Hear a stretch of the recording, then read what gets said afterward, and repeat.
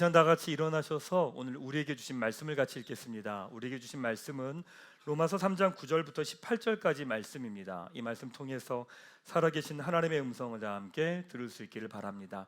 우리 9절부터 말씀을 함께 읽도록 하겠습니다. 그러면 어떠하냐? 우리는 나으냐? 결코 아니라. 유대인이나 헬라인이나 다 죄 아래 있다고 우리가 이미 선언하였느니라. 기록된 바 의인은 없나니 하나도 없으며 깨닫는 자도 없고 하나님을 찾는 자도 없고 다 치우쳐 함께 무익하게 되고 선을 행하는 자는 없나니 하나도 없도다. 그들의 목구멍은 열린 무덤이요 그 혀로는 속임을 일삼으며 그 입술에는 독사의 독이 있고 그 입에는 저주와 악독이 가득하고 그 발은 피 흘리는 데 빠른지라. 파멸과 고생이 그 길에 있어 평강의 길을 알지 못하였고 그들의 눈앞에 하나님을 두려워함이 없느니라 함과 같으니라. 아멘. 네, 그 자리에 앉으시기 바랍니다. 가슴에 손을 대고 제가 하는 기도 따라하겠습니다. 하나님은 나를 사랑하십니다.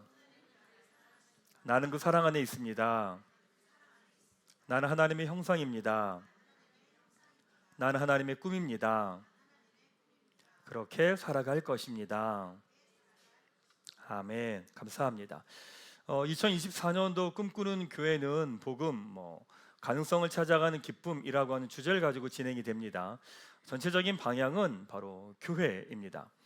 지난 9년가량 교회 공동체에 대한 설교를 하지 않았습니다. 근데 작년 6월부터 올해 12월까지 교회에 대한 설교를 계속했습니다. 왜냐하면 교회가 중요하다라는 것을 이제 깨달았기 때문입니다. 이 땅에 교회 같은 공동체는 없구나, 정말 교회가 이 세상의 소망이구나 라고 하는 것을 이제서야 알게 됐습니다. 만약 누군가가 저에게 와서 목사님 정말 교회가 소망입니까? 라고 물으면 네 맞습니다, 교회가 소망입니다 라고 이성적으로 영적으로 논리적으로 설명드릴 수 있을 것 같습니다.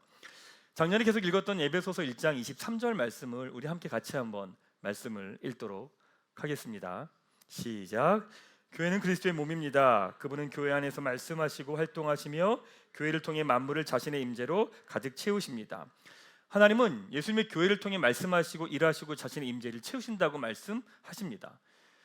그렇게 흠이 많고 문제가 많은 교회를 통해서, 또 연약하고 부족한 목회자를 통해서, 또 하나님보다 세상을 더 사랑하는 여러분들을 통해서 하나님이 일하시고 역사하시고 하나님의 뜻을 이 땅 가운데 드러내신다는 겁니다. 이걸 좀 여러분의 삶으로 구체적으로 이야기하면 교회의 삶이 여러분의 삶의 자리에서 드러난다는 뜻입니다. 그러니까 교회가 바로 서지 않으면 여러분의 가정도 직장도 삶의 자리도 건강할 수 없다는 이야기이죠. 작년에 말씀 가운데 계속 그런 질문을 드렸습니다. 교회와 가정 중에 어떤 게 더 중요하냐라고 하는 질문을 드렸습니다. 어떤 게 중요하냐? 교회가 더 중요합니다. 우리 교회 젊은 가정들이 많이 있어요. 그리고 자녀들이 있어서 그 자녀들을 아름답게 잘 성장시키고 싶어하는 마음이 있습니다. 근데 그러기 위해서 내가 열심히 수고하고 노력하는 것이 아니라 교회가 바로 서야 된다는 이야기입니다. 그럼 사람들은 그럼 교회의 광신자가 되어야 됩니까? 아니면 집안을 내팽개치고 다 교회에 와 있어야 됩니까? 라고 이야기합니다. 아니요, 그 말이 아닙니다. 교회의 기초, 주는 그리스도시요 살아계신 하나님의 아들입니다라고 하는 이 고백의 기초를 훈련받는 것이 어디냐? 교회입니다. 그 훈련을 받을 때 비로소 여러분의 가정과 직장과 학교와 삶의 자리에서 건강하게 살아낼 수 있습니다. 얼마 전에 저희 아들이 저에게 이런 이야기를 하더라고요. 아빠, 제가 하고 싶은 게 있습니다. 근데 토요일 주일 이렇게 2주에 걸쳐서 진행이 됩니다. 그런데 주일날 일부 예배 드리면 되는데 드림스타 교사 섬기는 시간에 제가 배우고 싶은 것과 시간이 겹칩니다. 아빠, 이거 가도 되나요? 라고 묻더라고요. 그래서 제가 그 얘기를 듣고 난 다음에 들었더니 제 아내는 이제 안 된다고, 어딜 가냐고, 지금 예배인데 어디 가냐고, 제 아내는 그렇게 이야기를 하고 저는 다녀와, 하고 싶으면 해야지, 응, 갔다 와 라고 해서 제가 허락을 했습니다. 그래서 일부 예배 드리고 아이는 자기가 교육받고 싶은 게 있어서 토요일 주일 이렇게 교육을 받은 거예요.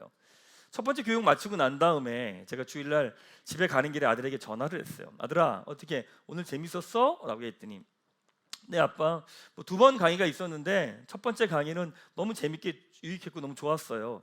두 번째 강의는 강사분이 원고를 보고 읽어서 재미없어서 그냥 나왔어요. 그런 거야. 그냥 나와? 나와?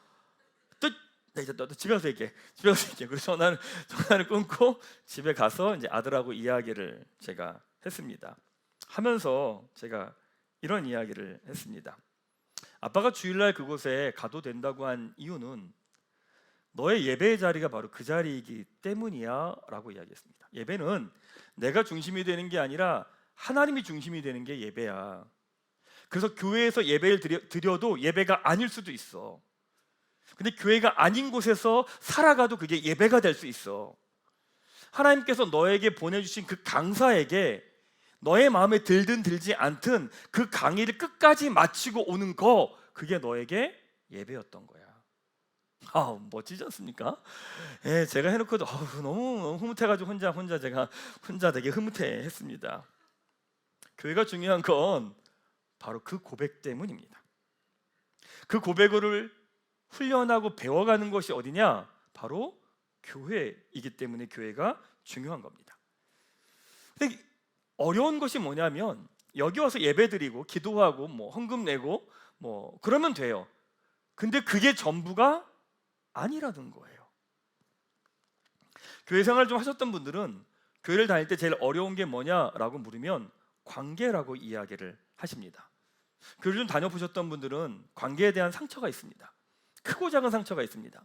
목회자들에게 받은 상처도 있고요, 또한 장로님들이나 권사님들에게 받은 상처도 있고요, 주변 사람들에게 받은 상처도 있습니다.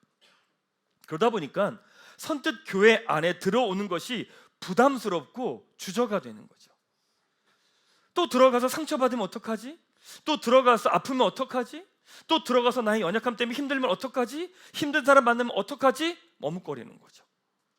근데 또한 반대로 그러면 안 된다는 것도 너무 잘한다는 거예요. 교회 밖의 관계는 심플합니다. 좋으면 만나고요, 싫으면 안 만나면 됩니다. 근데 그런 태도가 교회에서도 나오는 거예요. 좋으면 만나요, 싫으면 교회를 떠나요. 여러분, 여러 가지 상황 때문에 교회를 떠날 수 있습니다. 여러 가지 상황들이 있으니까. 그런데 만약에 관계 때문에, 힘든 관계 때문에 교회를 떠났다면 여러분은 여러분의 관계를 되짚어 보셔야 됩니다. 그렇지 않으면 이 교회에서도 그런 일은 반복될 겁니다. 돌아보면 그건 교회에서만 일어나는 일이 아니라 교회 바깥에서의 관계에서 늘 동일하게 일어났던 일들입니다. 아니요, 10년 전에도 일어났을 거고요, 5년 전에도 일어나고 있고요, 지금도 일어나고 있을 겁니다. 그리고 그 갈등에 대해서 대처하는 나의 방식은 늘 동일했을 겁니다. 8주에 걸쳐서 이제 교회에서의 관계에 대한 말씀을 여러분하고 좀 나누려고 합니다. 근데 교회의 관계와 세상의 관계를 구분할 수는 없습니다. 엄밀히 말하면 하나님이 창조하신 관계가 죄로 인해서 깨어진 것이 세상의 관계입니다. 정리하셔야 돼요. 원래 관계의 본질은 하나님이 창조하신 관계인데 이 관계가 죄로 인해서 깨어진 게 세상에서의 관계입니다. 그러니까 세상의 관계는 깔끔합니다. 이해관계로 정리가 됩니다. 나한테 이해가 된다 그러면 해요. 이해관계가 안 된다 끊습니다. 근데 원래 관계의 본질은 그렇지 않다는 거예요. 그러니까 하나님께서 이 깨어진 관계를 교회라고 하는 공동체를 세우셔서 관계를 새롭게 하기 원하셨던 거죠. 그런 측면에서 교회에서의 관계는 관계의 본질이라고 말할 수 있습니다. 교회 생활은 그 관계를 훈련하는 거예요. 자, 오늘은 관계 훈련의 첫 번째로요, 우리 모두는 비정상입니다 라고 하는 제목 가지고 말씀 같이 나누겠습니다. 오늘 본문 너무나 유명한 말씀이죠. 또한 우리 교회에서 복음 나눔 하신 분들은 이 이야기에 대해서는 끊임없이 들었던 말입니다. 9절 말씀 같이 우리 한번 읽도록 하겠습니다. 시작. 그러면 어떠하냐? 우리가 나으냐? 결코 아니라. 유대인이냐 헬라인이나 다 죄 아래 있다고 우리가 이미 선언하였느니라. 유대인들은요, 자신들이 이방인들과 다르다고 생각했어요. 야, 우리는 선민이야, 우리는 택하신 족속이야, 니네들하고 달라, 이렇게 생각했어요. 사도 바울은 뭐라고 말하느냐? 이렇게 말해요. 너희는 율법이 있어도 지킬 힘이 없잖아 라고 말해요. 너희들 역시도 죄 아래 있어 라고 말합니다. 그럼 이렇게 말해요. 유대인이나 이방인이나 똑같아, 이 얘기예요. 지금으로 적용하면 이런 거예요. 교회 다니는 사람이나 교회 다니지 않는 사람이나 똑같다는 거예요. 여러분이 그렇게 다릅니까? 여러분이 그렇게 달라요? 선해요? 특별해요? 그렇지 않아요. 교회 다니는 사람이 교회 다니지 않는 사람이나 똑같다는 이야기를 하죠. 10절에 그렇게 이렇게 결론 냅니다. 기록된 바 의인은 없나니 하나도 없음에. 이 땅에 의인은 하나도 없대요. 의로운 사람은 하나도 없다. 모든 사람은 죄인이다 라고 선언을 합니다. 신앙은 여러분, 이 말씀이 깊이 깨달아져 가는 겁니다. 내가 죄인이구나 라고 하는 것을 깊이 깨달아 갈 때 비로소 하나님을 보기 시작합니다. 인간은 자기 안에 가능성이 있는 한 하나님을 보지 않습니다. 왜? 내 힘으로 하려고 해요. 인간이 제일 싫어하는 게 뭐냐면 무능력입니다. 내가 할 수 있는 게 아무것도 없다라는 걸 인간은 처절하게 싫어합니다. 그래서 끝까지 뭔가를 하려고 발버둥을 쳐요. 죄인이라고 하는 말은 뭐냐면 내가 답이 없습니다. 내 방법이 아무 소용이 없습니다. 그러기에 그런 사람만이 비로소 하나님을 바라보는, 하나님을 향하는 거죠. 그걸 깊이 깨달아갈 때 복음을 누리며 사는 삶이 뭔지를 알아요. 신앙이 없는 분들은요, 하나밖에 몰라요. 뭔지 아세요? 열심히 사는 것밖에 몰라요. 최선을 다해 사는 것밖에 몰라요. 근데 복음이 있는 사람은요, 누리며 산다는 게 뭔지를 알아요. 죄인이라고 하는 이것이 동시에 관계를 이해하는 기초가 된다는 거예요. 이 말씀 가지고 두 가지 메시지 여러분하고 나누겠습니다. 첫 번째 주신 메시지는 무엇이냐, 이겁니다. 관계에 대한 환상을 깨십시오. 관계에 대한 환상을 깨십시오. 영화 되게 오래된 영화인데 이보다 더 좋을 수 없다 영화 혹시 보셨나요? 또 저만 또 혼자 이런 사람이 되는데, 예. 영화에 보면 여자 주인공하고 남자 주인공이 이제 뭐 약간 연애와 썸타는 뭐 이런 느낌이 있습니다. 근데 여자 주인공이 남자 주인공을 좋아하긴 하는데 이 남자 주인공이 약간 강박증 증세도 있고 약간 좀 너무 독특한 거예요. 어떨 때는 사람이 너무 좋은 것 같고 어떨 때는 너무 이상하니까 너무 그 관계가 힘들어서 여자 주인공이 엄마한테 막 투덜대면서 이런 이야기를 합니다. 난 진짜 그냥 정상적인 남자친구가 필요해! 막 이렇게 소리를 질러요. 그 엄마가 그 딸을 다독이면서 그런 이야기를 합니다. 누구나 그런 친구를 원하지. 근데 세상에 그런 사람은 없어. 그런 영화 가운데 대사가 나옵니다. 사람은 누구나 자기가 지극히 정상적이라고 생각을 합니다. 네, 사람은 자기가 되게 지극히 정상적이라고 생각을 합니다. 그래서 관계에 대한 환상이 있습니다. 내가 정상이니까 관계는 이래야 돼 라고 해서 이 관계를 만들겠다고 사람들을 강요합니다. 상대를 바라보면서 틀리다고 잘못됐다고 비난하고 고치려고 합니다. 내 생각을 가지고 자녀는 이래야 돼 그리고 그 자녀를 고치겠다고 난리를 칩니다. 배우자가 서로 자기의 관계의 환상을 가지고 남편이 이래야 돼, 아내는 이래야 돼 라고 하면서 강요하고 바꿉니다. 때로는 내 환상에 맞게 상대의 잘못된 점을 외면합니다. 모르는 척합니다. 무시합니다. 그리고 스스로 속기도 합니다. 그래서 갈등이 일어나고 아픔이 일어나는 거죠. 부부가 싸우는 것도 마찬가지고 다른 사람들과의 관계도 마찬가지 아닌가요? 그 나중에 이런 얘기예요. 그럴 줄 몰랐대. 뭘 그럴 줄 몰라, 다 알았는데 자기가 눈 감고 있었던 거죠. 가끔 청년들이 연애하다가 이렇게 와요. 목사님 비로소 이제서야 하나님이 보내주신 짝을 만났대요. 에휴, 자기 보고 싶은 거 본 거예요. 그리고 나중에 뭐라고 말하면 속았다 뭐 이런 얘기를 하잖아요. 그게 왜 그런 거냐면 자기의 관계의 환상을 가지고 그 사람을 보고 나서 그걸 전부라고 이야기하는 거죠. 성경은요, 관계에 대한 정의를 이렇게 말합니다. 의는 없나니 하나도 없음에. 이 말은 모두가 정상이 아니란 이야기입니다. 자, 옆에 있는 사람에게 이렇게 말하겠습니다. 내가 정상이 아닙니다. 자, 시작. 정상이고 싶어하는 마음은 알겠는데 다시 한번, 자, 옆에 있는 분에게 내가 정상이 아닙니다. 시작. 아니에요. 모두는요 나름대로 상처가 있고요, 아픔이 있고요, 무너져 있는 부분들이 있습니다. 아무리 괜찮은 척하고 문제가 없는 척하고 나는 잘 사는 척해도 그렇지 않다는 거죠. 제가 종종 이런 이야기 합니다. 어떤 사람이 있는데 너무 완벽해 보여요. 문제가 하나도 없어 보여요. 그럼 둘 중에 하나예요. 거짓말하고 있거나 자기만 모르거나. 저희 교회 가족들은 하도 그 얘기를 들어서 그런가 보다 하는데, 저희 교회 처음 오신 분들은 그런 얘기 들으면 불편해해요. 목사님 어떻게 이렇게 단정적으로 이야기하세요? 그 이유는 로마서에서 그 말씀이 근거예요. 의인은 없나니 하나도 없다. 이 이야기는 뭐냐면 이 땅에 있는 모든 사람들은요 다 비정상이라는 얘기예요. 완벽해 보여요? 거짓말하고 있는 거예요. 아니면 자기만 모르고 있던가. 사람들은 자식이 정상이라고 생각해요. 그리고 문제가 있더라도 문제가 있는 것처럼 보여지는 걸 싫어해요. 그리고 내가 정상이 아니라는 걸 인정하는 걸 싫어해요. 근데 아무리 감추고 싶어도 비정상은 비정상이죠. 멀리 있을 때는 정상처럼 보여요. 근데 가까이 가면 갈수록 비정상이고 이상한 거예요.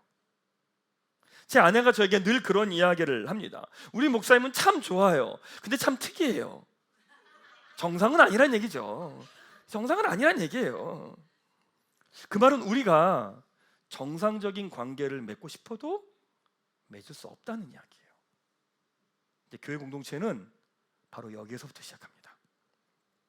세상은 나는 정상이니까 정상적인 관계를 맺을 수 있다고 생각합니다.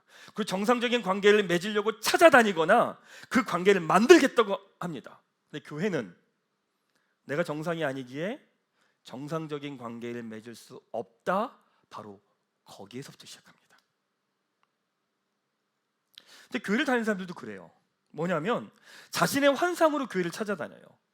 교회는 이래야 돼 라고 하는데 그런 모습이 아니에요. 상처를 받아요. 교회를 떠나요. 그럼 다른 교회 가요. 또 다른 모습이 보여요. 그럼 또 다른 교회 나가요. 그럼 뭐라고 하냐면 이제 다 교회 안 나갈 거야 라고 이야기하죠. 이 말은 내가 정상이 아니라는 것, 내가 죄인이라고 하는 이 고백이 없다는 의미입니다. 여러분, 우리가 정말 건강한 관계를 만들어 가려면 전제 조건이 필요해요. 그게 뭐냐? 내가 정상이 아니라는 거예요. 그렇게 건강한 관계를 맺을 수 없다. 바로 여기에서부터 시작합니다. 이게 내가 죄인입니다라고 하는 고백의 다른 표현입니다. 그때 비로소 가정에서도, 학교에서도, 직장에서도, 다른 삶의 자리에서도 관계를 시작할 수 있습니다. 그래야 비로소 사람이 보입니다. 저도 목사잖아요. 근데 제가 말씀을 준비하면서 알았어요. 제 안에 관계에 대한 환상이 있더라고요. 그러다 보니까 관계는 이래야 돼, 어느 특정 부분에 있어서는 관계는 이래야 돼 라고 하는 환상을 가지고 그 관계를 바라보더라고요. 제가 그 관계가 안 되면 불편하고 마음이 어려워지는 거죠. 사랑하는 여러분, 교회는 세상과 다를 거라고 하는 환상을 깨십시오. 교회가 세상과 다를 거라는 환상을 깨십시오. 우리 교회는 다를 거라는 환상 깨십시오. 우리 교회는 달라야 된다는 환상 깨십시오. 우리 교회 똑같을 겁니다. 다르지 않을 겁니다. 그 환상을 깨기 전엔 진짜 교회의 모습을 보지 못합니다. 그 환상을 깨기 전엔 내 옆에 있는 사람을 제대로 볼 수 없습니다. 그런 환상은 빨리 깰수록 개인에게, 공동체에게 함께 유익이 됩니다. 바로 여기에서부터 진정한 관계가 시작이 됩니다. 오늘 예배할 때 여러분에게 이 내려놓음이 있게 되기를 축원합니다. 자, 첫 번째는 어떤 걸 나눴느냐? 관계에 대한 환상을 깨라는 겁니다. 자, 두 번째 이겁니다. 우리에게는 함께하고 싶어하는 마음이 있다는 거예요. 우리에게는 함께하고 싶어하는 마음이 있다는 거예요. 창세기 1장 26절에 보면 같이 한번 말씀을 읽겠습니다. 시작. 하나님이 이르시되 우리 형상을 따라 우리의 모양대로 우리가 사람을 만들고, 하나님이요 인간을 창조하실 때 하나님의 형상대로 창조하셨다고 이야기합니다. 하나님의 형상대로 창조하셨다는 얘기는 무슨 말이냐면 하나님은 성부, 성자, 성령이 함께 계셨어요. 그러니까 하나님의 성품은 어떤 게 있냐면 공동체적이세요. 그러니까 하나님의 성품 자체는, 그러니까 하나님이 일하실 때는 언제나 함께 일하셨어요. 하나님의 형상대로 지음받았다는 얘기가 뭐냐면 우리 안에 어떤 마음이 있냐는 얘기냐면 함께하고 싶어하는 열망과 갈망함이 우리 안에 있다는 이야기입니다. 나는 괜찮아, 나는 혼자 있어도 괜찮아요, 편해요 라고 말하지만 영원히 혼자 있고 싶은 사람은 없습니다. 모든 인간은 어딘가에 속해 있고 싶고 함께하고 싶어하는 마음이 있습니다. 사랑하고 받고 싶어하는 열망이 있습니다. 왜요? 하나님의 형상대로 지음받았기 때문입니다. 물론 이렇게 말하는 사람이 있어요. 무슨 저는 그냥 혼자 있는 게 함께하고 싶지 않습니다. 혼자 있는 게 편합니다. 이런 이야기 합니다. 왜 이런 말을 할까? 깊이 내면에 들어가 보면 이렇죠. 누군가에게 거절당할 수도 있다라고 하는 불편함들이 사람 마음 가운데 있습니다. 때로는 더 가까이 갔을 때 나의 모습을 보고 저 사람이 싫어할 수도 있다라고 하는 두려움과 불안함이 인간 내면 가운데 있거든요. 근데 이후에 어쨌든 간에 인간 내면에 깊이 깔려있는 것은 무엇이냐면 다른 사람과 함께하고 싶어하는 마음입니다. 사랑을 받고 사랑을 하고 싶어하는 마음이 우리 모두에게 있다는 거죠. 어떤 사람이 교회를 정착하는 이유도 관계 때문입니다. 떠나는 이유도 사실은 관계 때문입니다. 왜요? 함께하고 싶어하는 마음 때문에 그렇죠. 하버드 의대 에드워드 할웰 박사가 인간의 욕구를 이렇게 표현하더라고요. 연결이라고 표현합니다. 커넥션이라고 표현해요. 인간의 마음에 어떤 게 있느냐? 다른 사람들하고 연결하고 싶어하는 인간의 욕구가 있다라고 말해요. 연결은 뭐냐면 이쪽과 이쪽이 서로가 연결되어서 양분을 주고받는 거예요. 상대편으로부터 내가 양분을 받고 내가 상대편에 양분을 주면서 함께 하려고 하는 마음이 인간에게 있다라고 이야기를 합니다. 관계를 통해 만들어지는 공동체가 가장 중요한 이유가 있습니다. 그게 뭐냐면 공동체는 하나님이 우리를 만나주시는 곳이라는 거예요. 여러분 생각해 보세요. 우리가 관계 가운데 사랑받을 때 행복하지 않나요? 사랑할 때 행복하지 않나요? 돌아보면 여러분 성령 충만할 때가 언제예요? 사람들하고 관계가 좋을 때예요. 상태 안 좋을 때가 언제예요? 영적으로 다운될 때가 언제예요? 관계가 안 좋을 때예요. 물론 공동체를 이루는 곳은 많아요. 가정, 학교, 직장, 내가 만나는 그 만남 자체가 다 공동체예요. 근데 공동체는 언제나 하나님이 만나주시는 장소예요. 근데 인간이 죄로 인해서 관계가 깨어지면서 세상에 있는 공동체에서 하나님을 만날 수가 없게 된 거예요. 자, 여러분 가정에서 하나님을 만나나요? 직장에서 하나님을 만나나요? 만나지지 않아요. 근데 공동체는 하나님이 만나주시는 장소예요. 왜? 하나님이 공동체적 하나님이시기 때문에 공동체 가운데는 언제나 하나님의 임재가 있거든요. 근데 죄로 인해 세상이 깨어지면서 그 공동체 가운데서 하나님을 만날 수 없게 돼버린 거예요. 사실은 여러분 직장에서도 하나님을 만날 수 있어요. 가정에서도 하나님을 만나는 거고요. 내 친구들과의 만남에서도 하나님을 만나는 거예요. 근데 그게 안 돼요. 그러니까 하나님께서 그 관계를 회복하기 위해서 교회 공동체를 세우신 겁니다. 그 교회 공동체를 통해서 하나님이 풀어내시겠다는 거죠. 그러니까 이 말은 교회만이 공동체고 교회만이 하나님의 임재가 있느냐 그 얘기를 하는 게 아니에요. 모든 공동체에는 하나님의 임재가 있는데 그 임재가 인간의 죄로 인해 다 깨어져 버린 거예요. 그러니까 교회를 통해 교회에서 함께하며 하나님의 임재와 하나님을 만날 때 이것이 어디로 흘러가느냐? 가정으로 흘러가는 거예요. 여러분 가정 가운데서 하나님을 경험해야 돼요. 직장 가운데서 하나님의 일하심을 경험해야 돼요. 하나님을 만나야 돼요. 근데 우리는 이미 생각해요. 직장에서 무슨 하나님을 만나? 그렇지 않아요? 직장에서는 일을 해야지 무슨 하나님을 만나? 이 생각이 우리 안에 이미 있는 거예요. 왜요? 교회 공동체 안에서 일하시는 하나님도 경험해 본 적이 없거든요. 성경 그래서 하나님께서 가지신 공동체의 꿈을 언제나 교회랑 연결시키세요. 성경에 보면 교회를 통해 그 하나님의 공동체의 꿈을요 교회를 통해 가정과 직장과 학교와 삶의 자리로 흘러가기 원하시는 거죠. 그래서 여러분 교회 공동체에서 함께하며 하나님을 경험하고 만날 때 가정 가운데서 경험하게 됩니다. 직장 가운데서 경험하게 됩니다. 학교에서 경험하게 됩니다. 내가 만나는 친구들과의 관계에서도 하나님을 경험하게 됩니다.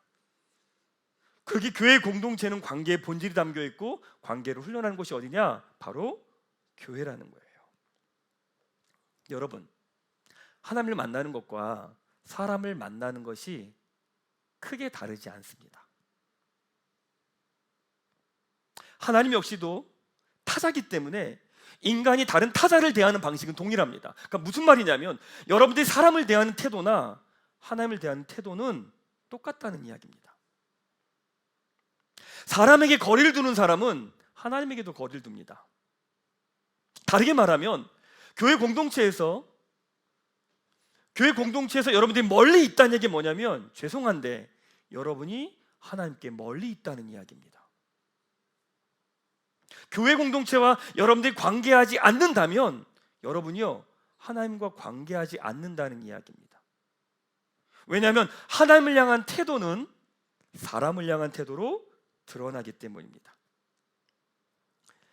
하나님은 공동체의 하나님이시기 때문에 하나님의 형상대로 지음받은 우리에게는 함께하고 싶어하는 열망들이 있습니다. 서로에게 연결되고 서로에게 뿌리 내리며 사랑을 하며 사랑을 받고 싶어하는 마음이 우리 모두에게 있습니다. 죄로 인해서 그러한 마음이 깨어지고 무너졌음에도 불구하고 여전히 우리 안엔 그 마음들이 있어요. 그러니까 세상 사람들은 어떻게 해요? 하나 되려고 하는 그 열망을 다른 방식으로 찾는 거예요. 다른 방식으로 찾으면서 그걸 채워가려고 해요. 근데 안 채워지거든요. 돈, 섹스, 권력, 이 모든 거의 본질은 뭔지 아세요? 하나 되려고 하는 목마름이에요. 근데 아무리 채워도 채워지지 않는 거죠. 사랑하는 여러분, 올 한 해 꿈꾸는 교회 공동체에서 여러분의 관계를 다시 한번 시작해 보십시오. 지난 시간에 여러분이 어떤 아픔이 있고 어떤 눈물이 있고 어떤 상처가 있는지 모르겠지만 이 공동체에서 다시 한번 믿음의 걸음을 걸어가 보십시오. 그게 언제가 될지 모르겠지만 근데 결코 혼자 있지 마세요. 지난 시간의 경험과 상처에 갇히지 마세요. 여러분 모두에겐 함께하고 싶어하는 마음이 있습니다. 서로 연결되고 싶어하는 마음이 있습니다. 사랑을 받으며 사랑하고 싶어하는 마음이 우리 안에 있습니다. 하나님이 주신 그 마음이 여러분 삶 가운데 마음껏 누려지는 올 한 해가 되기를 주님의 이름으로 축원합니다. 말씀을 마무리하겠습니다. 오늘은 너무 상반된 두 가지 이야기를 했습니다. 첫 번째, 우리 모두는 비정상적이기 때문에 정상적인 관계를 맺을 수 없다는 이야기를 했습니다. 다른 하나는 우리는 함께하고 싶어하는 마음이 있다라는 이야기를 했습니다. 존 오트버그라는 목사님이 쓴 책 중에 우리는 만나면 힘이 납니다 라고 하는 책에 보면 이런 질문을 던집니다. 고슴도치는 어떻게 사랑을 할까? 이런 질문을 던집니다.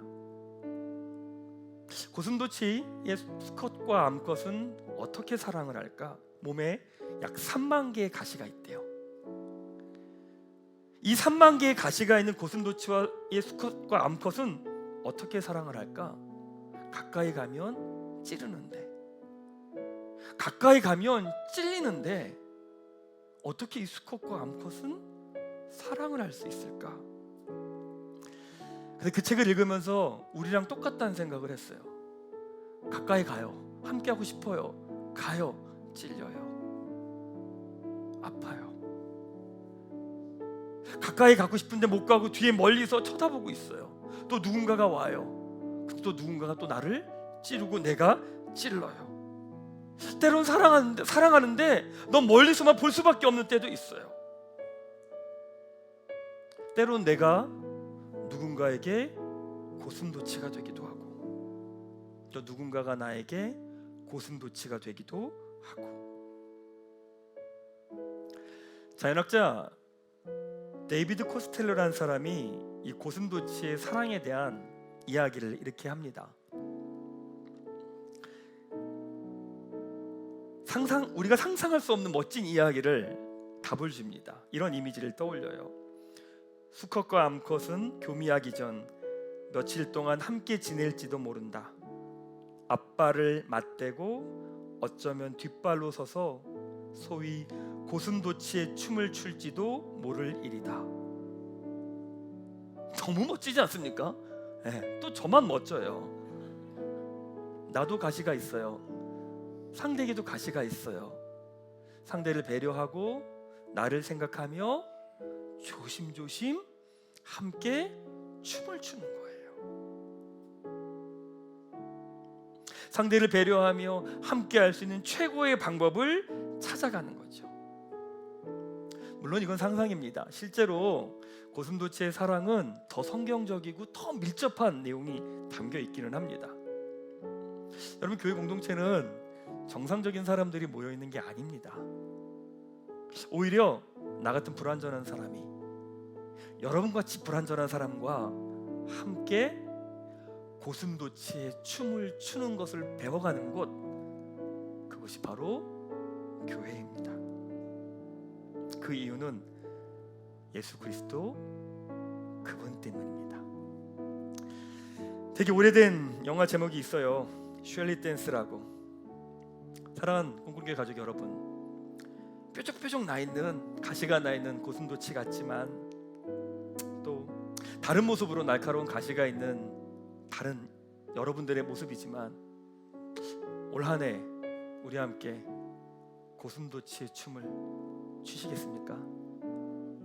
셜리 댄스.